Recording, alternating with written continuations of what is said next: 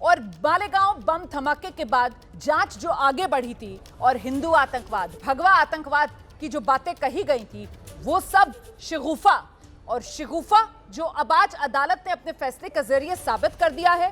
सिर्फ और सिर्फ जो हवा हिंदू आतंकवाद का बनाया गया था, इसके लिए जिम्मेदार कौन? इसका सियासी तौर पर तो जवाब मिलना शुरू हो गया है, क्योंकि बीजेपी सीधे सीधे निशाने पर कांग्रेस को ले रही है और कांग्रेस के आला नेताओं का नाम लिखकर अमित मालवीय की तरफ से कहा जा रहा है, माफी मांगिए देश से। आज मेरे परिवार के साथ साथ हम सनातनी हिंदुओं के समस्त परिवार में एक दिवाली जैसी खुशी है। आज हम दिवाली मना रहे हैं और समस्त हमारा हिंदू समाज मनाएगा, क्योंकि पूरे समाज को कलंकित करने के लिए कांग्रेस की सरकार ने 2008 में मालेगांव ब्लास्ट की घटना में हिंदू आतंकवाद नाम का जो है वो षड्यंत्र चलाया था, और उस षड्यंत्र का आज संपूर्ण रूप से पर्दाफाश हो गया। हमारे माननीय न्यायालय के द्वारा सभी आरोपियों को बरी कर दिया गया। आज के दिन की खुशी को हम शब्दों में व्यक्त नहीं कर सकते हैं।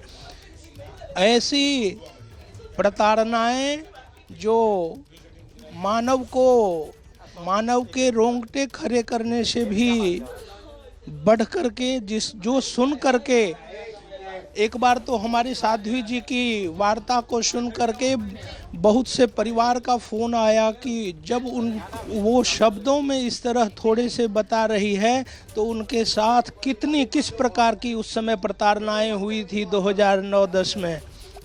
तो ऐसी प्रताड़नाओं, ऐसे कष्ट को सहन करते हुए भी हमारे समाज के सन्यासी ने अपने धर्म बल से, अपने समाज बल से जो विपक्षी, जो कांग्रेसियों, उस समय के कांग्रेसी सरकार का षड्यंत्र था, उस पर विजय प्राप्त किया है। इससे बड़ी खुशी हमारे जीवन में और दूसरी कोई नहीं हो सकती है। इस तरह से प्रोपेगेंडा चलाया गया था, जिस प्रकार से कांग्रेस हिंदू आतंकवाद पे बात कर रही थी। प्रोपेगेंडा तो स्पष्ट था कि हिंदू समाज आतंकवादी होते हैं और हिंदू समाज को आतंकित करने के लिए, डराने के लिए, उनके मन में भ्रम फैलाने के लिए सन्यासी को गिरफ्तार किया गया, मेजर उपाध्याय को गिरफ्तार किया गया, कर्नल पुरोहित को गिरफ्तार किया गया, संघ प्रचारक समीर कुलकर्णी को गिरफ्तार किया गया। उसके साथ समाज में और समाज को मजबूत करने जा रहे जितने सारे लोग उस समय सामाजिक कार्य में लगे थे, उनको गिरफ्तार करके और उनको प्रताड़ित करके समाज में यह एक विचार फैलाने का प्रयास किया जा रहा था, प्रभाव बनाने का काम किया जा रहा था कि हिंदू आतंकवादी होते हैं। लेकिन आज हमारे माननीय न्यायालय ने यह स्पष्ट कर दिया, दुनिया को एक संदेश दे दिया कि सर्वे भवन्तु सुखिनः, सर्वे सन्तु निरामयाः, सर्वे भद्राणि पश्यन्तु, मा कश्चित् दुःख भाग् भवेत्। यह जो हमारी वेदवाणी है, इसको हमारी न्यायपालिका ने चरितार्थ कर दिया। इसलिए हम सबको आज अति प्रसन्नता है। जिस तरह से बात की जा रही थी कि साध्वी जी को सख्त से सख्त सजा दी जाएगी, कितना प्रताड़ित किया गया था जेल के अंदर, किसके द्वारा? प्रताड़नाएं तो हम बार बार अपने समाज के बीच, देश के बीच लाते रहे, लेकिन यह मैं कहूँ कि प्रयास यही था। और हमारे देश में दो धरे हैं, मुसलमान में भी, मुसलमान के कोई विशिष्ट व्यक्ति ने कभी यह नहीं कहा था कि ये आतंकवादी हैं और इनके ऊपर कोई उन्होंने टिप्पणी की हो, ऐसा एक भी बाइट किसी का देखने को नहीं मिला, सिवा उनको छोड़ करके जिन्होंने अपने पूर्वजों की बात, जो अपने पूर्वज को नहीं मान करके चल रहे हैं, ऐसे मुसलमान जो ना मुसलमान हैं ना हिंदू हैं, ऐसे मुसलमानों के द्वारा जो कठपुतली बने हुए मुसलमान हैं, उन्होंने ज़रूर जगह जगह इस तरह की बात किया करते थे कि वो आतंकवादी है, हिंदू में भी आतंकवाद होते हैं, उनके मुंह पर हमारे न्यायालय ने करारा तमाचा मारा है और हमारे समाज को यह बल दिया है कि हमारा समाज कभी आतंकवादी नहीं हो सकता है और दुनिया चाहे किसी भी षड्यंत्र को करके समाज को डराने धमकाने का प्रयास करे, हमारा समाज धर्म के रास्ते को छोड़ करके अधर्म का रास्ता नहीं अपना सकता है। यह आज के माननीय न्यायाधीश के वक्तव्य ने साबित कर दिया। किस प्रकार से साध्वी जी को लेकर राजनीति तक की गई थी? राजनीति पूरी तरह से इसी की थी, कांग्रेस की सरकार जाने वाली थी, सोनिया विदेशी मायनो जो है वह उसका कोई अस्तित्व हमारा समाज स्वीकार नहीं करता है। हमारा समाज अब जग गया है, हिंदुत्व को लेकर के अपना धर्म ध्वज फहराने के लिए कृत संकल्प हुआ है। और आइए सीधे रुख करते हैं, इस वक्त महाराष्ट्र के डिप्टी सीएम एकनाथ शिंदे साहब फोन लाइन पर हमारे साथ मौजूद हैं। एकनाथ शिंदे जी से जानते हैं उनकी पहली प्रतिक्रिया। मालेगांव बम धमाके में फैसला आ गया है सर, सभी 7 आरोपी बरी। कोर्ट के निर्णय का सभी ने स्वागत किया है।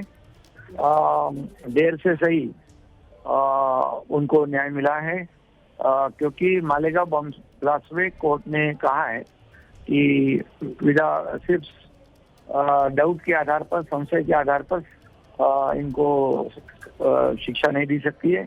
और मैं ये कहूँगा कि जब उस समय यूपीए की सरकार, कांग्रेस की सरकार थी और कई जगह पर देश में बम ब्लास्ट हो रहे थे और मालेगांव में जब स्फोट हुआ तब तत्कालीन सरकार ने कहा था कि ये भगवा दहशतवाद है।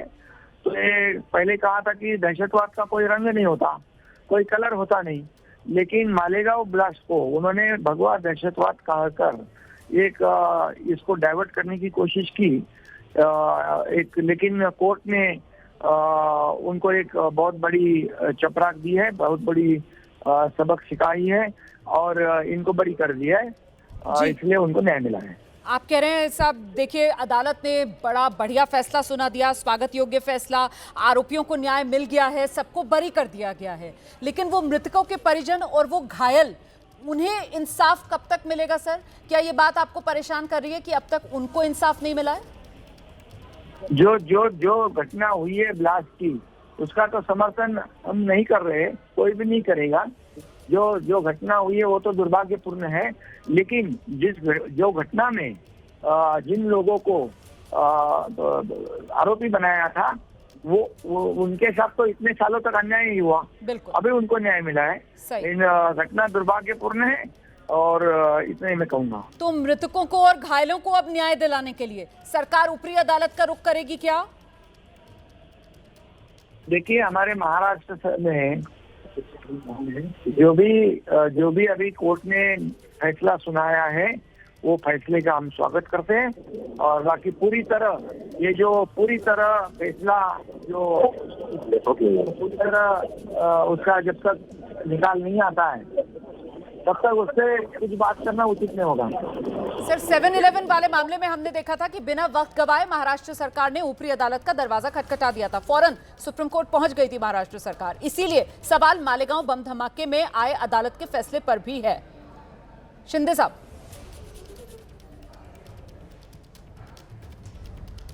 ठीक है, फोन कट गया है, संपर्क नहीं हो पा रहा है, लेकिन जो अपनी प्रतिक्रिया दी है संक्षेप में, उसमें एकनाथ शिंदे की तरफ से कहा गया है कि साहब आरोपियों को न्याय मिला है। इस बात पर उन्होंने जबरदस्त तरीके से फोकस अपना रखा कि ये जो आरोपी थे इनको न्याय मिल गया है। वो कह रहे हैं यूपी और कांग्रेस की सरकार ने ये पूरी साजिश रची थी। पहले तो जब धमाके होते थे तो फिर कहते थे कि आतंकवाद का कोई रंग नहीं है, लेकिन जब मालेगांव में धमाका हुआ था और उसके बाद जब जांच आगे बढ़ी थी तो सीधे सीधे धमाके के आरोप में लोगों को पकड़ा और फिर उसे भगवा आतंकवाद का नाम कांग्रेस और यूपीए सरकार के समय में दिया गया। अब आज अदालत का जो फैसला आया है, महाराष्ट्र के डिप्टी सीएम एकनाथ शिंदे कह रहे हैं फैसला स्वागत योग्य है। महाराष्ट्र के डिप्टी सीएम एकनाथ शिंदे कह रहे हैं आरोपियों को न्याय मिल गया, सभी 7 आरोपी बरी हो गए। महाराष्ट्र के डिप्टी सीएम एकनाथ शिंदे कह रहे हैं ऊपरी अदालत में इस फैसले को चुनौती दी जाएगी या नहीं, ये अभी देखा जाएगा। इसको लेकर अभी महाराष्ट्र सरकार ने अपना रुख साफ नहीं किया है, लेकिन कुल मिलाकर ये फैसला बड़ा है। और जिस तरीके की सियासी प्रतिक्रियाओं को लेकर अंदाजा पहले ही लगाया जा रहा था कि साहब इन्हीं राजनीतिक जो विचारधारा है और जो लाइंस हैं उसी के हिसाब से प्रतिक्रियाएं आएंगी, बिल्कुल उसी तरीके से सधी हुई ये प्रतिक्रियाएं जो सामने आ रही है। मेघा, बिल्कुल, देखिए मैं आपको पहले भी ये बता रही थी रुमाना, जब आपने मुझसे ये सवाल पूछा कि क्या ये ऊपरी अदालत में जाएंगे या नहीं जाएंगे, मैंने आपसे तब भी कहा ये टेक्निकल मामला है। ऐसा नहीं है कि ये सिर्फ अपने भाव पर हो जाएगा या आपकी एक आइडियोलॉजी है पार्टी की, उसकी बेसिस पर ये डिसीजन होगा, ये नहीं होगा। जैसा बताया आपको डिप्टी सीएम ने कि ये बातचीत तब होगी जब गृह मंत्रालय में, वहाँ के होम डिपार्टमेंट में जब मीटिंग होगी, जब समझा जाएगा, थ्रेडबेयर डिस्कस करेंगे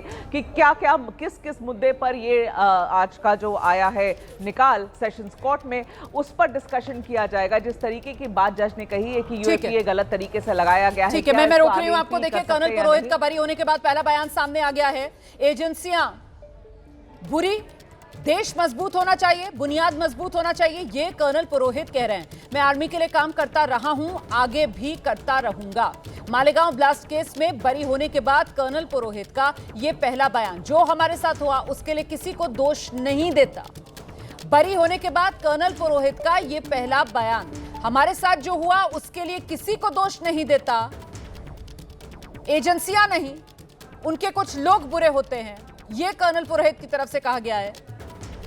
देश मजबूत होना चाहिए, बुनियाद मजबूत होनी चाहिए। मैं आर्मी के लिए काम करता रहा हूं, आगे भी करता रहूंगा। देश सेवा को लेकर कर्नल पुरोहित की तरफ से कहा गया है कि देश सेवा वो आगे भी करते रहेंगे। और इस बीच साध्वी प्रज्ञा ठाकुर की बहन से एबीपी न्यूज ने खास बातचीत की है। खुशी जता रही है वो साध्वी प्रज्ञा ठाकुर के बरी होने पर, सुनाते हैं आपको।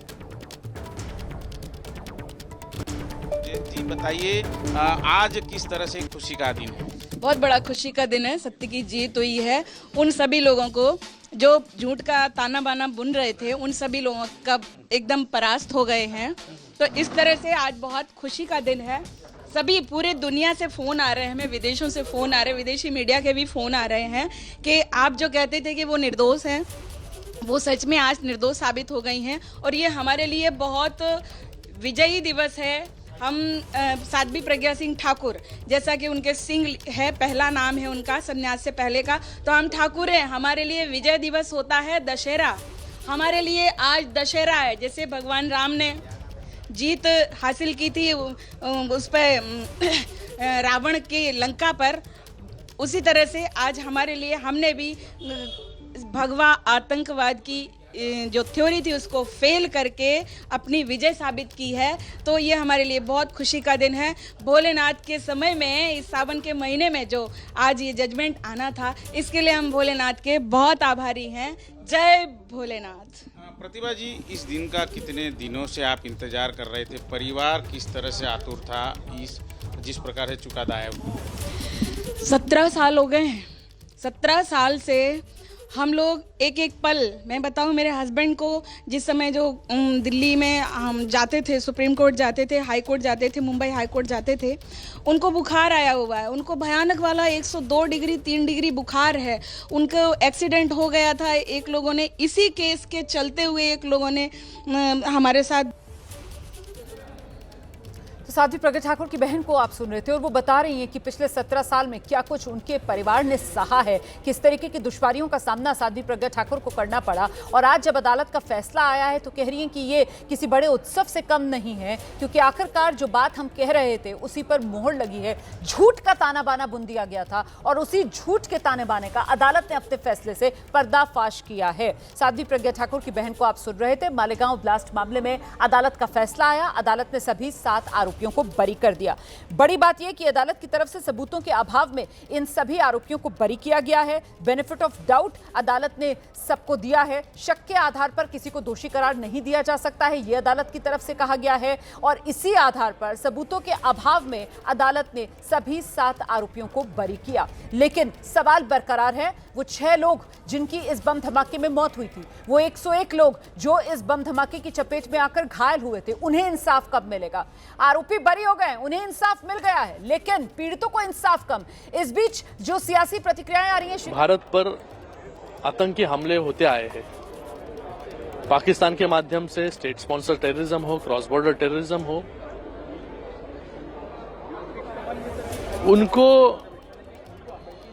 कवर करने के लिए इन्होंने ये भगवा आतंकवाद, भगवा टेररिज्म सिर्फ वोट बैंक की राजनीति के लिए, कांग्रेस ने इसके साथ हिंदुत्ववादी संगठनों को भी जोड़ने का काम किया, आरएसएस जैसे बड़े संगठन को भी जोड़ने का काम किया, लेकिन आज 17 साल की प्रतीक्षा के बाद 17 साल इन्होंने उनको इतना टॉर्चर किया, जबरन कांग्रेस की सरकार ने इनसे स्टेटमेंट्स भी लिए, लेकिन आज दूध का दूध और पानी का पानी हो गया।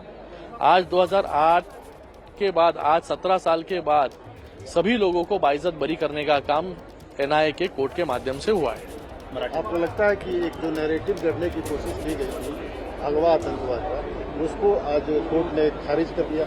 हाँ, भगवा आतंकवाद, देखो जिन्होंने भगवा आतंकवाद ये नैरेटिव गढ़ने की कोशिश की थी, पी चिदम्बरम जी ने, उन्होंने ही 2 दिन पहले ये भी कहा था कि ये जो पहलगाम में हमला हुआ, ये हमले के पीछे जो आतंकवादी थे वो पाकिस्तान से आए थे। क्या सबूत है वो पाकिस्तान से आए थे? मतलब इनडायरेक्टली उनको ये कहना था कि ये भारत में ही आतंकवादी थे या भारतीय लोगों को ही आतंकवादी कह रहे थे। ये भी सवाल मेरे को उनको पूछना है, कांग्रेस को पूछना है। तो ये अलग अलग नैरेटिव गढ़ने का काम, अपनी नाकामी का भी, आतंकवाद को खत्म करने की नाकामी, उसके पीछे छुपने के लिए, वोट बैंक की राजनीति के लिए इन्होंने भगवा आतंकवाद ये शब्द, नया नैरेटिव कॉइन करने की कोशिश 2008 में की थी, लेकिन हिंदू कभी आतंकवादी हो नहीं सकते।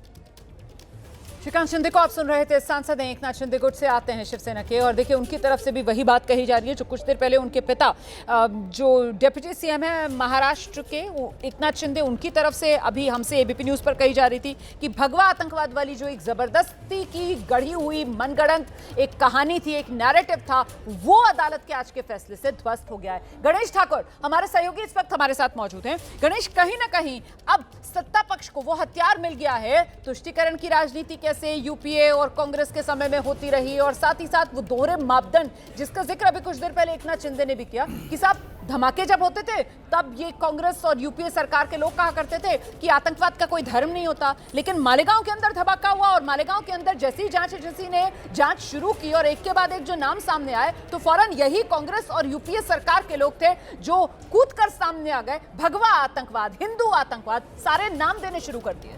जी बिल्कुल, सैफरन टेररिज्म उसको कहा गया था और इसी नाम के तहत ये पूरा मामला भी चलाया गया था।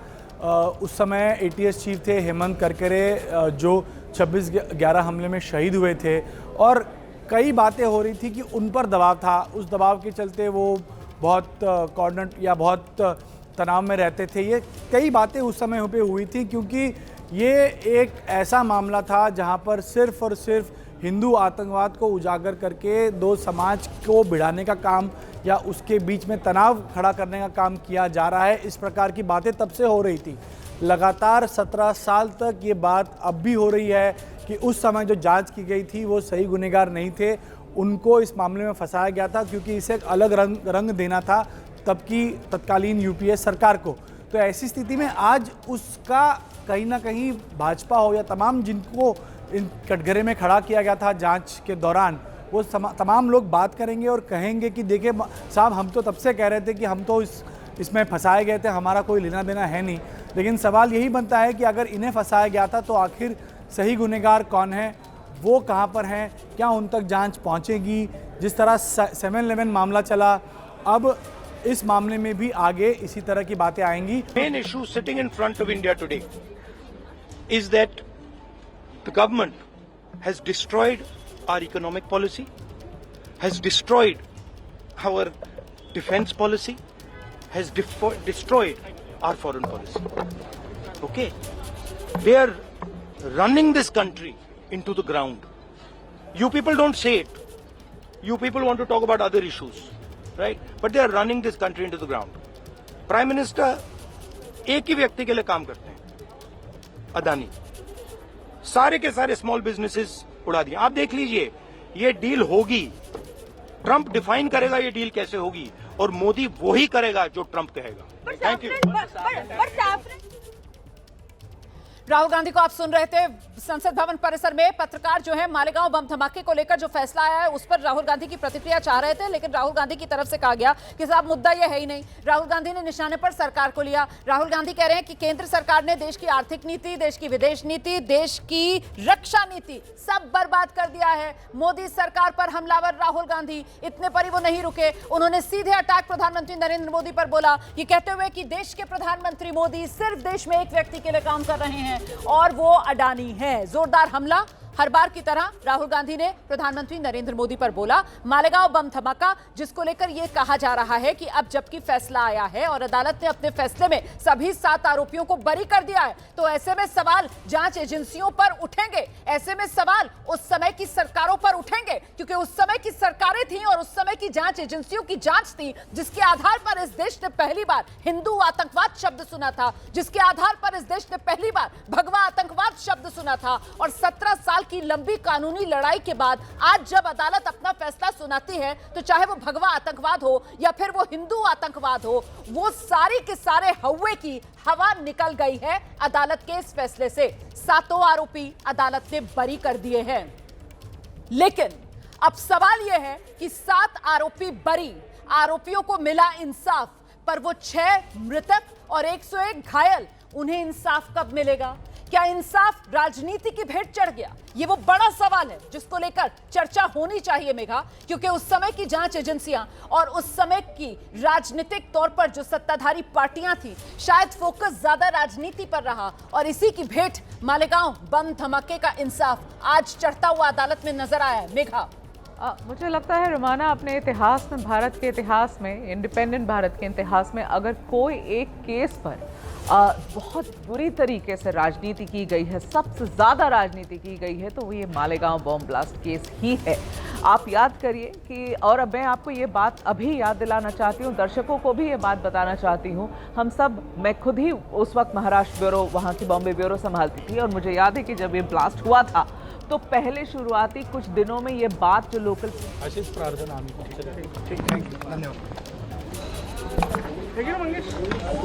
मोहन भागवत को आप सुन रहे थे, उनकी बात दोबारा से आपको सुनाने की कोशिश करेंगे। अभी मुझे लगता है शायद वो मराठी में अपनी बात रख रहे थे। और मालेगांव बम धमाके को लेकर जो फैसला आया, क्या उस पर संघ प्रमुख ने प्रतिक्रिया दी है? अभी मेरे पास इसके बारे में जानकारी नहीं है, लेकिन हम दोबारा आपको सुनाने की कोशिश करते हैं संघ प्रमुख की तरफ से क्या कहा जा रहा है। इस बीच महाराष्ट्र के मुख्यमंत्री देवेंद्र फडणवीस और महाराष्ट्र के मुख्यमंत्री देवेंद्र फडणवीस का बयान सामने आया है। आतंकवाद भगवा ना कभी था, ना है, ना कभी रहेगा। ये बड़ा बयान है महाराष्ट्र के मुख्यमंत्री देवेंद्र फडणवीस का। ये बयान है, आपको इस बात को समझना होगा कि मालेगांव बम धमाके में आज जब फैसला आया है, तो इस फैसले से सिर्फ 7 आरोपी ही बरी नहीं हुए हैं, बल्कि मालेगांव बम धमाके के बाद जो जांच आगे बढ़ी थी और वो जो भगवा आतंकवाद और हिंदू आतंकवाद की बात कही गई थी, वो सारा का सारा मामला भी बस धराशाही हुआ है। इसी वजह से आतंकवाद ना कभी भगवा था, ना है, ना कभी रहेगा। ये बड़ा बयान उन्होंने बहुत बड़ी तपस्या की है, समिति के प्रारंभ से काम कर रही है और यहाँ 60 साल से यहाँ रहकर काम करती है और बहुत परिश्रम भी किया है। यानी उत्तर पूर्वांचल की कठिन परिस्थिति में भी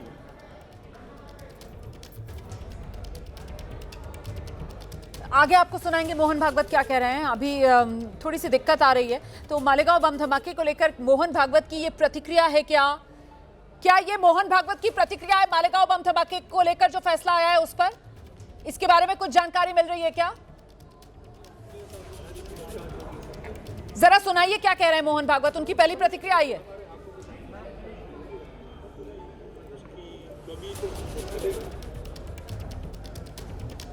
कुछ दिक्कत आ रही है, आगे आपको सुनवाएंगे क्या कह रहे हैं आरएसएस प्रमुख मोहन भागवत। लेकिन ये इस वक्त की बड़ी खबर है, सभी 7 आरोपी मालेगांव बम धमाके में बरी कर दिए गए हैं। इस वक्त की बड़ी खबर आपको बता दें। और देखिए जो प्रतिक्रिया आ रही है डिप्टी सीएम महाराष्ट्र के एकनाथ शिंदे, उनकी तरफ से कहा गया कि आरोपियों को न्याय मिला। उनकी तरफ से कहा गया कि यूपीए और कांग्रेस सरकार ने साजिश रची थी, आतंकवाद को रंग दिया था, धर्म दिया था, पहचान दिया था, भगवा आतंकवाद और हिंदू आतंकवाद कहकर, जिसकी आज पोल खुल गई है। दोहरे मापदंड यूपीए और कांग्रेस सरकार के देश के सामने आ गए हैं अदालत के आज इस फैसले के। और अब महाराष्ट्र के मुख्यमंत्री देवेंद्र फडणवीस की तरफ से भी बड़ा बयान दे दिया गया है। वो कह रहे हैं कि आतंकवाद भगवा ना कभी था, ना है और ना रहेगा।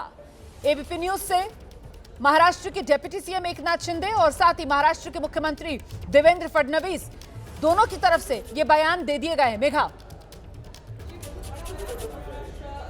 देवेंद्र फडणवीस के द्वारा, जैसा आपने कहा, उन्होंने अभी ट्वीट किया है, शायद मीडिया से बात करें थोड़ी देर में। उनका कहना है आतंकवाद भगवा न कभी था, न है, न कभी रहेगा।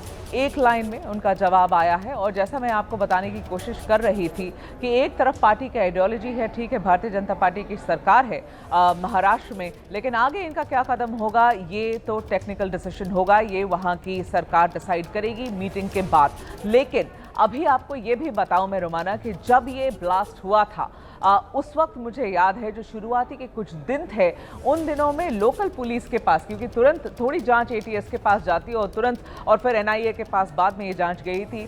जब तक ये एटीएस के पास नहीं गई थी उस वक्त यही कहा जा रहा था लोकल पुलिस ने, और क्योंकि हम लोगों ने ये रिपोर्टिंग करी थी इसलिए आपको मुझे याद है और मैं आपको बता रही हूँ, उस वक्त ये कहा गया था कि जहाँ पर ये स्कूटर रखी गई थी जिसके अंदर ये आशंका थी कि भाई उसके अंदर ये बॉम्ब प्लांट किया गया है, वहाँ पर एक कार्यालय था जिसमें इनिशियली पुलिस ने, वहाँ लोकल पुलिस ने, मालेगांव की पुलिस ने कहा था कि वहां पे सिमी के कुछ कार्यकर्ता, सिमी से जुड़े हुए लोग वहां पर उस कार्यालय में रहते थे और शायद ये एक एक्सप्लोसिव या विस्फोटक को एक जगह से दूसरी जगह ट्रांसफर करने की कोशिश हो रही थी, उस बीच ये फट गया। तो ये था इनिशियल जो शुरुआती जांच है उसमें ये बात आई थी। उसके बाद जब एटीएस को ये जांच दे दी गई, अचानक से ये पूरा ट्विस्ट हुआ और उनका ये कहना था कि जब ये एलएमएल स्कूटर जिसमें कि ये बम प्लांट हुआ था, हाँ, वो बाइक के बारे में उन्होंने बताया कि ये बाइक जो है ये किसी एक साध्वी प्रज्ञा सिंह का, तभी ये पूरा कनेक्शन आप सैफरन टेरर के तरफ ले गए, भगवा आतंकवाद की तरफ ले गए और फिर साध्वी प्रज्ञा सिंह को सूरत से, मुझे अगर याद है सही, तो वहां से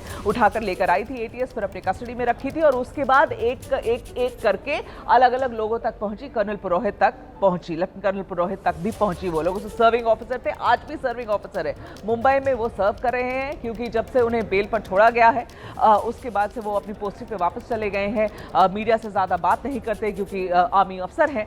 मगर देखिए आज जैसे उन्होंने बस एक लाइन कहा कि भाई उनके लिए भी बहुत, उन्होंने कहा, उन्होंने जांच एजेंसियों पर बिल्कुल उंगली नहीं उठाया रोमाना, मैं ये दोहराना चाहती हूँ। उन्होंने कहा कि वो अपना काम कर रहे थे, लेकिन हाँ आज उनकी जीत हुई है एक तरह से। जो बार बार वो उन्होंने कहा कि उनका किसी भी तरीके का कोई इन्वॉल्वमेंट नहीं है, यही दो लोग थे जो सेंटर बन गए थे, बिल्कुल केंद्र बिंदु बन गए थे इस भगवा आतंकवाद के पूरे केस में। एक साध्वी प्रज्ञा सिंह थी और दूसरे कर्नल पुरोहित थे। अब इन दोनों का ये भी देखिए अपने आप में देश को बहुत हैरान करने वाला मामला था कि सेना के एक सर्विंग अफसर और उन तक जांच एजेंसियों के मतलब हाथ पहुंचे थे और उनको इस मामले में जांच एजेंसियों ने आरोपी बनाया था। इस बीच सीधे आपको लेकर चलेंगे, हमारे साथ हमारे सहयोगी मृत्युंजय इस वक्त मौजूद हैं और जरा मृत्युंजय से जानते हैं। मृत्युंजय, अभी का अपडेट क्या है? अब तक तो ऑर्डर की कॉपी सामने आ गई होगी और तस्वीर काफी हद तक साफ हो रही होगी कि आखिरकार वो कौन से आधार, वो सबूतों की किस तरीके से कमी जिसके आधार पर अदालत ने सभी 7 आरोपियों को बरी किया। मृत्युंजय, बिल्कुल, आपको बता दें कि ऑर्डर कॉपी तो विस्तृत कॉपी बाद में अपलोड होती है वेबसाइट पर और ऑर्डर कॉपी सब तमाम पक्षों को दी जाती है, लेकिन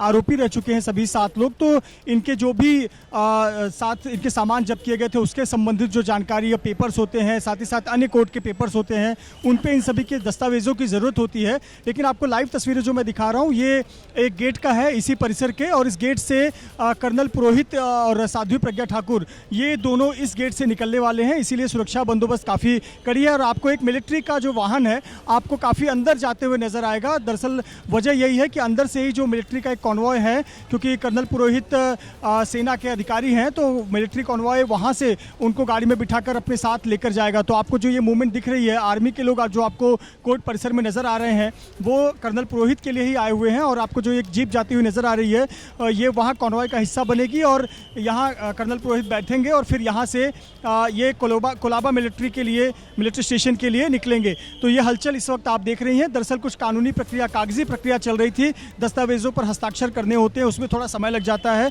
वही प्रक्रिया चल रही थी। लेकिन जो कोर्ट में आज जो कुछ हुआ 17 साल बाद कई सवालों के साथ ये फैसला आया है और फैसले में जो ऑर्डर कॉपी में बहुत महत्वपूर्ण बातें कही गई, सबसे बड़ी बात तो ये कही गई कि धमाका तो हुआ, ये साबित होता है, लेकिन धमाका बाइक पर हुआ ये साबित नहीं कर पाए।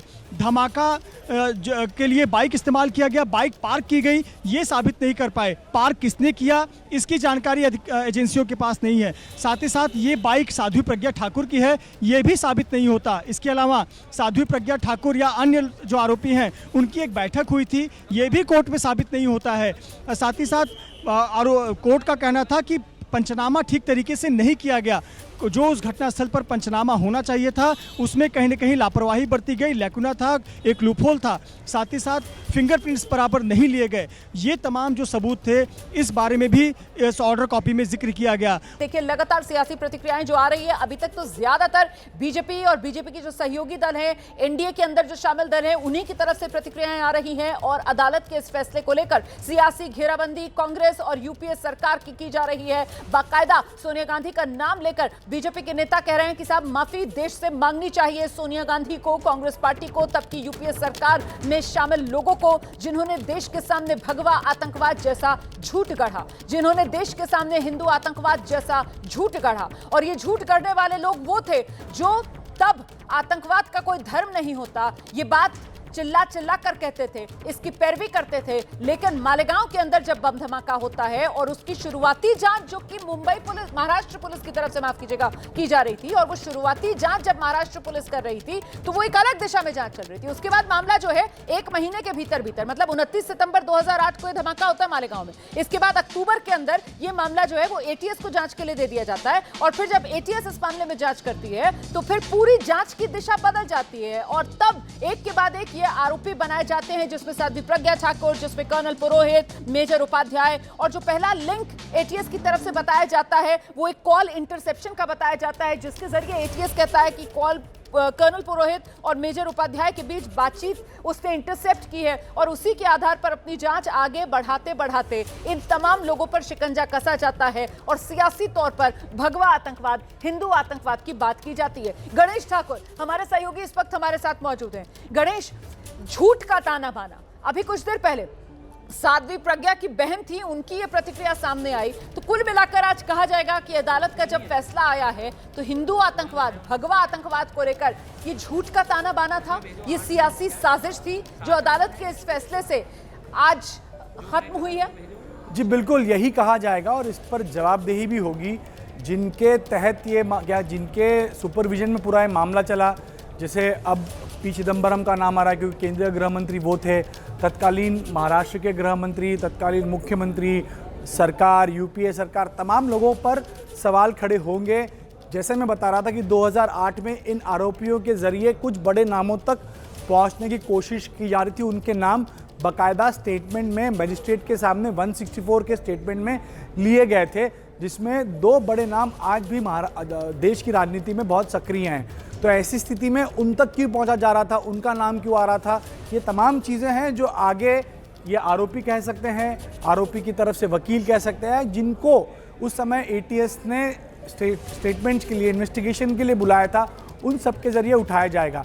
इतना ही नहीं तो हिंदुत्व और हिंदुत्ववादी संगठनों को नुकसान पहुंचाने का या उनको कलंकित करने के लिए पूरा मामला लाया गया था, उनकी गिरफ्तारी हुई थी। तमाम आरोप उस समय से लग रहे थे, अब ये वापस आएंगे और जवाब मांगा जाएगा कि उस समय इनकी गिरफ्तारी जरा सा आपको रोक रही हूं, अखिलेश यादव क्या कह रहे हैं जरा सुना देते हैं दर्शकों को। अरे मैं नहीं है, मैं डिटेल में रिपोर्ट नहीं पढ़ी है मैंने, लेकिन उससे भी महत्वपूर्ण सोचिए अमेरिका में क्या हुआ।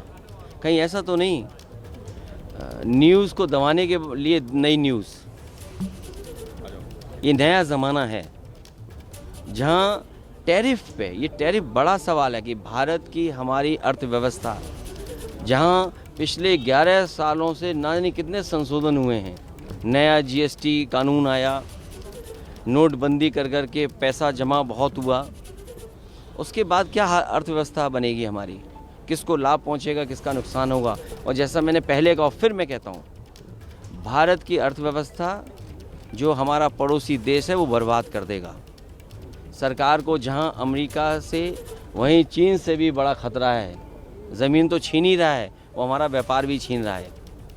उससे सावधान रहना चाहिए। अखिलेश यादव की प्रतिक्रिया आप सुन रहे हैं, कहीं ना कहीं सवाल खड़े करते हुए, और अपने ही अंदाज में अखिलेश यादव ने तो यहां तक कह दिया कि खबर को दबाने के लिए तो खबर नहीं आ गई है। साथ ही वो ये कह रहे हैं कि साहब बात तो होनी चाहिए अमेरिका की तरफ से, ट्रंप की तरफ से जो भारत पर 25% टैरिफ लगा दिया गया है, उसी पर ज्यादातर आज विपक्ष के नेता अपनी बात रख रहे हैं, और वही सत्ता पक्ष मालेगांव पर जो फैसला आया है उसको लेकर अपनी प्रतिक्रिया देते हुए हमलावर कांग्रेस पार्टी और तब की यूपीए सरकार पर। और ऐसे में अब से कुछ ही देर पहले महाराष्ट्र के डिप्टी सीएम एकनाथ शिंदे से एबीपी न्यूज पर जब हमने बात की है तो उन्होंने इस फैसले का स्वागत करते हुए कैसे यूपीए और कांग्रेस की सरकार को कटघरे में खड़ा किया, जरा सुनिए। कोर्ट के निर्णय का सभी ने स्वागत किया है। देर से सही उनको न्याय मिला है, क्योंकि मालेगांव बम ब्लास्ट में कोर्ट ने कहा है कि सिर्फ डाउट के आधार पर, संशय के आधार पर इनको शिक्षा नहीं दी सकती है। और मैं ये कहूँगा कि जब उस समय यूपीए की सरकार, कांग्रेस की सरकार थी, और कई जगह पर देश में बम ब्लास्ट हो रहे थे, और मालेगांव में जब स्फोट हुआ तब तत्कालीन सरकार ने कहा था कि ये भगवा दहशतवाद है। तो ये पहले कहा था कि दहशतवाद का कोई रंग नहीं होता, कोई कलर होता नहीं, लेकिन मालेगांव ब्लास्ट को उन्होंने भगवा दहशतवाद कहकर एक इसको डाइवर्ट करने की कोशिश की, लेकिन कोर्ट ने उनको एक बहुत बड़ी चपराक दी है, बहुत बड़ी सबक सिखाई है, और इनको बरी कर दिया है, इसलिए उनको न्याय मिला है। आप कह रहे हैं साहब, देखिए अदालत ने बड़ा बढ़िया फैसला सुना दिया, स्वागत योग्य फैसला, आरोपियों को न्याय मिल गया है, सबको बरी कर दिया गया है, लेकिन वो मृतकों के परिजन और वो घायल, उन्हें इंसाफ कब तक मिलेगा सर? क्या ये बात आपको परेशान कर रही है कि अब तक उनको इंसाफ नहीं मिला है? जो घटना हुई है ब्लास्ट की, उसका तो समर्थन हम नहीं कर रहे, कोई भी नहीं करेगा। जो घटना हुई है वो तो दुर्भाग्यपूर्ण है, लेकिन जो घटना में जिन लोगों को आरोपी बनाया था वो उनके साथ तो इतने सालों तक अन्याय ही हुआ, अभी उनको न्याय मिला है। इन घटना दुर्भाग्यपूर्ण है, और इतना ही मैं कहूँगा। तो मृतकों को और घायलों को अब न्याय दिलाने के लिए सरकार ऊपरी अदालत का रुख करेगी क्या? देखिए, हमारे महाराष्ट्र में जो भी अभी कोर्ट ने फैसला सुनाया है, वो फैसले का हम स्वागत करते हैं, और बाकी पूरी तरह फैसला जो पूरी तरह उसका जब तक निकाल नहीं आता है तब तक उससे कुछ बात करना उचित नहीं होगा। तो लगातार हम आपको सासी प्रतिक्रियाएं सुना रहे हैं, और सीधे अब आपको लेकर चलेंगे, हमारे साथ हमारे सभी सहयोगी लगातार बने हुए हैं। मृत्युंजय के पास जरा चलते हैं लेकर।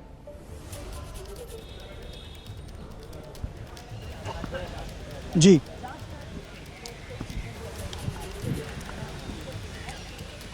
मृत्युंजय हमारे साथ हैं क्या? मृत्युंजय, आप मुझे सुन पा रहे हैं? जी रुमाना, आवाज आ रही है? जी मृत्युंजय, आप जहां पर मौजूद हैं उसी गेट से आप कह रहे हैं कि अभी कुछ देर में वो आरोपी जो बरी हुए हैं, जिसमें साध्वी प्रज्ञा ठाकुर हैं, कर्नल पुरोहित हैं, सब एक एक कर यहीं से निकलेंगे। क्या अपडेट मिल रहा है? क्या अभी भी ये बरी हुए सभी 7 लोग अदालत परिसर में ही मौजूद है, ये निकलने का सिलसिला शुरू हो गया है? नहीं, अभी भी जो 7 आरोपी थे जो बरी कर दिए गए हैं न्यायिक कोर्ट द्वारा, वो सभी अदालत परिसर में ही हैं। तस्वीरें भी आपको दिखा दूं, जरा देखिए सुरक्षा घेरा किस प्रकार का है, और ये जो हर गेट पर इसी प्रकार से तस्वीर है। ये जो कोर्ट परिसर है 9 गेट हैं, सभी 9 गेट के बाहर इसी प्रकार से सुरक्षा है। आने जाने के लिए 2 या 3 गेट इस्तेमाल होते हैं, और ये जो आप गेट देख रहे हैं, यहीं से अभी आर्मी के तमाम अधिकारी अंदर जाते हुए नजर आए हैं, और कर्नल पुरोहित को यहाँ से कॉन्वॉय में लिया जाएगा, साथ लेकर उन्हें कोलाबा मिलिट्री स्टेशन ले जाया जाएगा, ऐसी हमें जानकारी है। तो क्या वो प्रतिक्रिया देंगे या नहीं, इस पर भी सबकी नज़र है। लेकिन कोर्ट में उन्होंने कहा कि पहले कोर्ट में जाने से पहले भी उन्होंने एक बात दोहराई थी कि मैंने हमेशा से देश की सेवा की है, देश की सेवा करता रहूँगा, सेना में मैंने काम किया है, ये मेरे लिए सबसे अभिमान की बात है। और यही कहा कि सत्य परेशान होता है लेकिन पराजित नहीं होता है, और आज वही हुआ है। और अभी भी उनका कहना है कि भविष्य में भी मैं देश के लिए ही काम करते रहूँगा। इस प्रकार की एक प्रतिक्रिया उन्होंने ज़रूर कोर्ट परिसर में बातचीत के दौरान कही है। और आपको बता दें कि साध्वी प्रज्ञा ठाकुर जो है वो थोड़ी देर में यहाँ से निकलेंगी, और ऐसी जानकारी है कि वो भोपाल मुंबई से रवाना होंगी, तो वो भी प्रतिक्रिया देती है, उस पर भी सभी की निगाहें होंगी। तो इस गेट से दोनों ही लोग निकलेंगे, ऐसी जानकारी हमें है जी। आप नजर बनाकर रखिएगा, कोई हलचल होगी तो फौरन मैं आपके पास आऊंगी। फिलहाल सीधे रुक करेंगे, गणेश ठाकुर भी हमारे साथ मौजूद है, हमारी सहयोगी मेघा भी हमारे साथ बनी हुई है। गणेश, मैं पहले आपके पास आ रही हूँ और आपसे मैं समझना चाहती हूँ कि आज का अदालत का फैसला, 7 आरोपी बरी, लेकिन अब सवालों के कटघरे में कांग्रेस को खड़ा किया जाएगा सियासी तौर पर और जवाब कांग्रेस पार्टी को देने होंगे। माफी की मांग तो की जा रही है बीजेपी की तरफ से कि आखिरकार कहां से भगवा आतंकवाद, हिंदू आतंकवाद जैसे शब्द कांग्रेस के नेता ले आए थे उस समय में। जी बिल्कुल रमाना, और एक मूवमेंट भी खड़ी की जा सकती है, क्योंकि 2008 से हम देख रहे हैं कि लगातार इस मामले को लेकर जब भी कोई सवाल आए या मामला जब सामने आया तो इसमें राजनीति हुई। इसमें कहा यह गया कि ये पूरा यूपीए की तरफ से रची गई एक साजिश थी और भगवा आतंकवाद कहकर हिंदू समाज को कलंकित करने का या साधु संतों को कलंकित करने का ये पूरा काम यूपीए की तरफ से किया गया था, उनके खिलाफ एक साजिश थी। ऐसी स्थिति में अब इस पर सियासत होगी ही। तत्कालीन जो मंत्री थे, जो इन्वेस्टिगेटिंग ऑफिसर्स थे, उन पर सवाल होंगे। और रोमाना, एक बहुत इम्पॉर्टेंट बात यह है कि इसमें या इस पूरे मामले में जब ये जांच बढ़ रही थी, कई किरदार ऐसे थे जो कभी सामने नहीं आए और पुलिस या महाराष्ट्र एटीएस उन तक पहुंचने की कोशिश करती रही, लेकिन वो कभी मिले भी नहीं। तो वो किरदार कहाँ गए, ये एक बहुत बड़ा सवाल है। अब जो कोर्ट ने सवाल उपस्थित किए हैं उसको देखते हुए तो शायद ऊपरी अदालत में भी इनके खिलाफ अगर कोई अपील होती है तो वहाँ पर भी ज़्यादा दिक्कत नहीं होगी, क्योंकि ट्रायल ही उसी तरह चला है। एटीएस की जांच पे एनआईए ने सवाल खड़े किए और एनआईए ने जो सवाल खड़े किए थे उसी का आधार बनाते हुए ये जजमेंट सामने आया है। तो ये जजमेंट में भी कई सारे सवाल हैं कि यूएपीए लगता नहीं है, बम धमाका हुआ लेकिन उस बाइक का इस्तेमाल नहीं किया गया या उसका इस्तेमाल हुआ था क्या, ये साबित नहीं कर पाई प्रोसिक्यूशन, और वो बाइक साध्वी को कनेक्ट करती थी। आरडीएक्स का इस्तेमाल किया गया लेकिन आरडीएक्स पुरोहित ने लाया Jammu and Kashmir military base से, ये वो साबित नहीं कर पाए। नासिक में रमेश उपाध्याय के घर पर बम बनाए गए, आरडीएक्स वहाँ पे मिला लेकिन वो आरडीएक्स मिलिट्री एस्टैब्लिशमेंट से आया था क्या, ये साबित नहीं कर पाए। बम वहाँ बना क्या, वो साबित नहीं हुए। मीटिंग का हवाला दिया था फरीदाबाद, भोपाल, उज्जैन, देवास, पुणे, कर्नाटक और गोरखपुर का, उन मीटिंग का हवाला या मीटिंग की जानकारी वहाँ पर जो बातें हुई या जिसको स्टेटमेंट के आधार पे इन्वेस्टिगेशन में लाया गया, वो मीटिंग में कोई तथ्य नहीं थे या उस पर जो आरोप लगे या जानकारियाँ आई वो इनके खिलाफ कोई सबूत के तौर पर नहीं रखा जा सकता है। स्टेटमेंट्स, क्योंकि करीब करीब 60 विटनेसेस हॉस्टाइल हो गए थे, तो ये तमाम चीज़ें जो हैं वो ये बताती हैं कि इन्वेस्टिगेशन बहुत ख़राब तरीके से हुआ जी। तो ऐसी स्थिति में यूपीए में या यूपीए सरकार ने जानबूझ के ये केस खड़ा किया था क्या, ये सवाल आएगा और इस सवाल का जवाब अब राजनीतिक तौर पर भी पूछा जाएगा। और इस सवाल के जवाब से बच नहीं सकेगी कांग्रेस, ये तो आप तय मानिए। लेकिन देखिए, जिस तरीके की बातें यहाँ पर गणेश की तरफ से रखी गई, मेघा, ये तमाम जो दावे जांच एजेंसियों की तरफ से किए गए, इसको सुनकर तो ऐसा लग रहा है कि जांच एजेंसी जांच कर रही थी या फिर कोई क्राइम थ्रिलर लिखा जा रहा था कि जो मन में आ रहा है, जहां तक कल्पना के घोड़े दौड़ाए जा रहे हैं वहां तक दौड़ा लीजिए आप, और जब बात साबित करने की आए अदालत में तो मामला टाई टाई फिस। मेघा, देखिए, एक बात तो समझ में आ गई आज के जजमेंट के बाद रोमाना, कि जो एटीएस की जांच की गई थी, एटीएस के द्वारा जो जांच की गई थी वो पूरी तरीके से उसको एनआईए ने नकार दिया था। और आज जब कोर्ट ये कह रहा है कि कोई सबूत ही नहीं है तो समझ में आता है, कोर्ट के हिसाब से ऐसा लग रहा है कि एटीएस की जो जांच थी वो गलत थी और इसीलिए जो सबूत उन्होंने खड़े किए थे, फिर एनआईए ने जब उनके बारे में ये कहा कि नहीं भाई सबूतों का अभाव है, तो कोर्ट ने अब ये बात मान ली कि सबूतों का अभाव है, और जब सबूत है ही नहीं तो शक के बिना पर आप कैसे किसी को भी आप सजा सुनाएंगे, पहली बात। दूसरी बात रोमाना, जल्दी से आपको बताओ, हम लोगों ने ये दोनों प्रतिक्रिया अभी अपने चैनल पर दिखाई, एक राहुल गांधी की और एक अखिलेश यादव की। दोनों विपक्ष के नेता हैं, दोनों से ये सवाल किया गया, दोनों से बिल्कुल तरीके से सवाल, वहां के रिपोर्टर्स जो पार्लियामेंट के अंदर है, दोनों ने सवाल किया कि सैफरन टेरर की बात आप जो करते थे, आज देखिए क्या आया है जजमेंट मुंबई सेशंस कोर्ट के द्वारा, और दोनों इस सवाल से बचे। राहुल गांधी घूम कर चले गए, वहां से मुड़कर वापस चले गए, सवाल सुन रहे थे लेकिन जवाब देने के लिए नहीं रुके।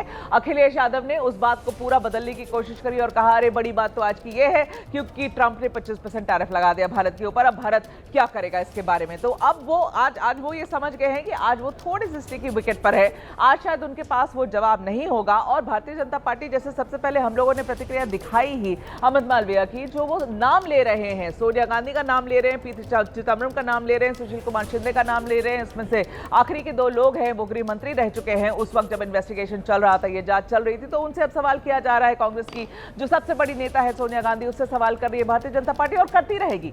आपने देवेंद्र फडणवीस का भी ट्वीट देखा, कभी भगवा आतंकवाद न कभी था न कभी होगा, न कभी है न कभी होगा। तो इस तरीके के जब स्टेटमेंट आएंगे तो भारतीय जनता पार्टी एक तरीके से समझिए अब तैयारी कर रही है रोमाना घेरने की कांग्रेस को, और मुझे लगता है संसद में भी घेरने की तैयारी ये जरूर करेंगे क्योंकि इसका ये बहुत बड़ा केस था जब चला था। 17 साल ये चली और मुझे लगता है 10 साल का ऐसा समय था रोमाना जब इस केस को लेकर मीडिया में इतनी ज्यादा चर्चा होती थी। जब ये चार्जेस ड्रॉप हुए या जब कोर्ट ने ये कहा कि भाई एविडेंस का अभाव है, सबूतों का अभाव है, उसके बाद ही थोड़ा ठंडा पड़ा ये केस।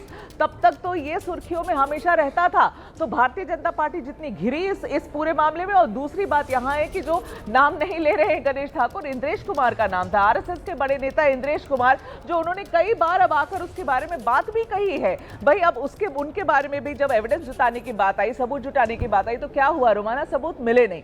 इसी वजह से एटीएस उनको खींच नहीं सकी। तो ये सारी चीजें हुए एक तरीके से भारतीय जनता पार्टी एक तरफ और दूसरी तरफ आरएसएस से जब तार जोड़ने की कोशिश की गई थी और ये बात बार बार आई थी कि जिन लोगों को पकड़ा गया, जो अक्यूज थे इस केस में, एटीएस के द्वारा जिन्हें अक्यूज बनाया गया था, उनके ऊपर बहुत दबाव डाला गया था कि भाई इन कुछ बड़े लोगों का नाम लो तो शायद हम केस तुम्हारे अगेंस्ट थोड़ा डाइल्यूट करेंगे, उसे थोड़ा हल्का करेंगे। तो इसकी कहानी बैक स्टोरी बड़ी लंबी है, बड़ी गंभीर है। और उसके बाद जब आज ऐसा जजमेंट आता है तो आपको क्या लगता है कि भारतीय जनता पार्टी इसे जाने देगी? इसे खूब भुनाएगी पॉलिटिकली, राजनीतिक तरीके से इसे जितना भुना सकती है भुनाएगी। संसद चल रहा है, आप देखिएगा, अभी तो शुरुआत है। कैसे इसीलिए तो हम पहले ही कह रहे थे कि आज जब ये फैसला आएगा तो इतने शायद जवाब नहीं देगा जितने सवालों का सैलाब अपने साथ लेकर आएगा। और अब वही सवाल हैं और उन सवालों के कटघरे में इस वक्त बीजेपी की तरफ से कांग्रेस को खड़ा किया जा रहा है, उस वक्त की यूपीए सरकार को खड़ा किया जा रहा है। बीजेपी के सांसद है रवि किशन, आरोप लगा दिया हिंदुओं को बदनाम करने की साजिश की गई। रवि किशन ने मांग की है जिन नेताओं ने भगवा आतंकवाद शब्द का इस्तेमाल किया उन्हें देश से माफी मांगनी चाहिए। बहुत दुखद क्या कहें, और उन पर आरोप था, ये हम लोगों को पता था, पूरे देश को पता थी, वो लोग आरोपी नहीं थे। लेकिन माननीय न्यायालय को मैं धन्यवाद देना चाहूंगा, उन परिवारजन को, उनके सारे लोग जो बर्बाद हो चुके होंगे 17 साल में, साध्वी प्रज्ञा जी जो पैरालाइज हो चुकी हैं, अब उनके लिए मैं कामना करूंगा कि आगे का जीवन वो आरोप मुक्त होके, वो जो कलंक उन पर भगवा आतंक का था उससे मुक्त हो गए होंगे। गृह मंत्री जी की बात कल सच निकली कि हिंदू आतंकवादी नहीं हो सकता।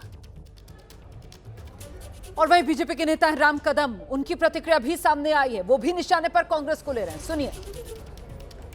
यह फैसला क्रूर कांग्रेस के शासनकाल को करारा तमाचा है।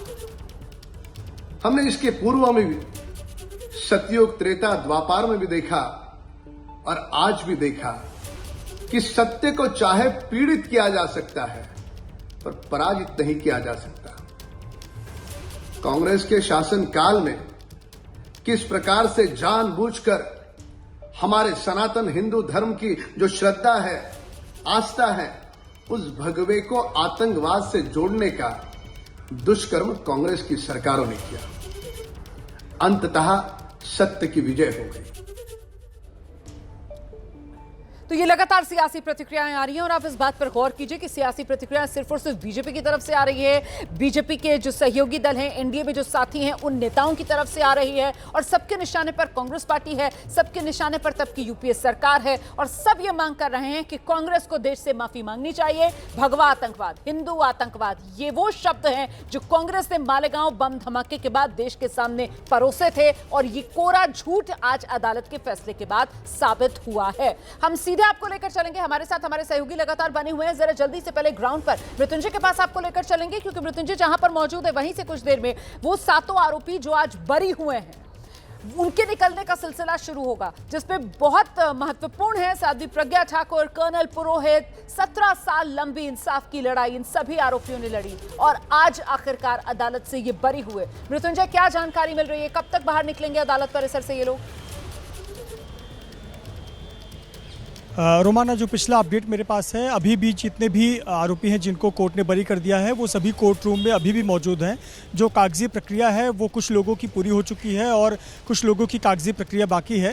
दरअसल ये कागजी प्रक्रिया उस संबंध में होती है जब इन्हें गिरफ्तार किया जाता है तो इनके आर्टिकल्स जब्त किए जाते हैं, इनसे संबंधित जो भी सामान बरामद किए जाते हैं, पर्सनल चीज़ें भी अगर बरामद की जाती हैं तो उसे जब्त किया जाता है। उसका एक लेखा जोखा होता है, कुछ चीज़ें उससे हैंडओवर की जाती हैं और कुछ अगर उपयोग के लायक नहीं होती तो उसे डिस्कार्ड की जाती है। ऐसी तमाम कागजी प्रक्रिया है जिस पर हस्ताक्षर की ज़रूरत होती है। और चूंकि इस केस में जो साध्वी हैं वो भोपाल की रहने वाली हैं, अन्य जो आरोपी हैं वो अलग अलग ज़िलों के रहने वाले हैं, तो इसलिए वापस बार बार कोर्ट प्रक्रिया के लिए ना आना पड़े, इसलिए वो साइन करके यहाँ से जाएंगे, तो संभवतः उसी में ये समय लग रहा है। और थोड़ी देर में, क्योंकि वाहन तो नीचे लगे हुए हैं, कर्नल पुरोहित के लिए कॉन्वॉय है मिलिट्री का, आर्मी का, वो नीचे वाहन लगा हुआ है। साध्वी की जो एक गाड़ी है सफ़ेद रंग की वो नीचे बिल्डिंग के नीचे लगी हुई है। तो गाड़ियां सब तैयार हैं अब ये, लेकिन अभी भी जो जानकारी मेरे पास आ रही है कि कोर्ट रूम में ही मौजूद हैं और जब तक कागजी प्रक्रिया पूरी नहीं होती तब तक वो तमाम लोग नीचे नहीं उतर कर आएंगे और उसके बाद ही यहाँ से निकलेंगे। और ऐसी जानकारी है कि साध्वी प्रज्ञा भोपाल के लिए रवाना होंगी, आज ही रवाना होंगी और कर्नल पुरोहित को उनकी टीम, जो आर्मी की टीम यहाँ पर उन्हें लेने आई है, वो कोलाबा मिलिट्री स्टेशन लेकर जाएगी। तो इस प्रकार की जानकारी हमारे पास है, लेकिन इन 7 के लिए निश्चित तौर पर बहुत बड़ी राहत है। साथ ही साथ जैसा आप चर्चा कर रही थी कि जिस प्रकार का आरोप 2008 में जब गिरफ्तारी के बाद लग रहे थे, भगवा आतंकवाद का एक नए शब्द का जन्म हुआ था और काफ़ी राजनीति भी हुई थी इस मसले पर, उस मामले पर अब कहीं न कहीं राजनीतिक बयानबाजी तो होगी ही। एक बीजेपी को एक मौका मिला है, वो कांग्रेस को इस पर घेरेगी और अब देखिए कितनी सावधानी से कई कांग्रेस के नेता फिलहाल चुप्पी साधे हुए, यानी इस मुद्दे पर बोलने से बचते हुए नजर आ रहे हैं। लेकिन ये मुद्दा ऐसा है कि जिस पर ज़्यादा दिन की चुप्पी नहीं होगी, कभी न कभी तो बयान देना ही होगा और नहीं देना होगा तो जनता के बीच ये ज़रूर मुद्दा बनेगा कि किस प्रकार से कांग्रेस की सरकार के दौरान ये मुद्दा आया था और इसमें बड़े बड़े नेताओं के नाम लेने के लिए कहे जा रहे थे और कहीं न कहीं जो डाइवर्जन था वो आरएसएस की तरफ था, लेकिन पर्याप्त सबूत ना होने की वजह से या फिर सबूत ना ही होने की वजह से ये कभी नाम का जिक्र नहीं हो पाया। लेकिन कहीं न कहीं अब राजनीतिक मुद्दा तो बनेगा और पीड़ित परिवार जो है, जो यहाँ पर आए हुए थे, उनसे हमने बात की। उनका कहना है कि वो हाई कोर्ट जाएंगे। कोर्ट ने सबूतों के अभाव में नहीं बल्कि शक के आधार पर दोषी नहीं ठहराया जा सकता, इस ग्राउंड पर बरी किया है। तो ब्लास्ट तो हुआ था, ये कोर्ट ने मान्य किया है, इसके आधार पर वो हाई कोर्ट जाएंगे और हाई कोर्ट में मामले की सुनवाई चाहेंगे। तो पीड़ितों का तो दर्द अलग है कि आखिरकार 17 साल बाद सवाल ये है कि ब्लास्ट किसने किया, कौन वहाँ पर धमाके की जगह पर बम लेकर आया, बाइक किसने पार्क की, ऐसे तमाम सवाल हैं जिसका जवाब 17 साल बाद भी नहीं मिल पाया है। रोमाना, आप बिल्कुल सही कह रहे हैं और देखिए पीड़ितों का दर्द, उसको लेकर तो किसी तरीके का कोई सवाल हो ही नहीं सकता है, लेकिन ये जरूर कहा जाएगा कि पीड़ितों का इंसाफ जो है वो इस राजनीति के भेंट चढ़ गया। वो राजनीति जिससे 2008 मालेगांव में जब धमाका होता है उसके बाद जिस तरीके से जांच आगे बढ़ती है तो फिर कोई कोर कसर नहीं छोड़ी थी। इस धमाके के बाद इस पूरी घटना को हिंदू आतंकवाद, भगवा आतंकवाद का नाम देने में, और ये वही राजनीति थी जो इससे पहले उस समय में जो धमाके हुआ करते थे उसके लिए कहा करती थी कि साहब आतंकवाद का कोई धर्म नहीं होता है, आतंकवाद का कोई रंग नहीं होता है, आतंकवाद की कोई पहचान नहीं होती है। लेकिन जब धमाका मालेगांव में होता है तो यही राजनीति, और खुलकर अगर कहा जाए तो यही कांग्रेस पार्टी और तब की वही यूपीए सरकार जिसकी तरफ से देश में भगवा आतंकवाद, हिंदू आतंकवाद ये शब्द परोस दिए गए थे। और ये भी तभी जबान में कहा गया था कि दरअसल ये सारी सियासी कवायद जो है वो कहीं ना कहीं आरएसएस की घेराबंदी करने की है।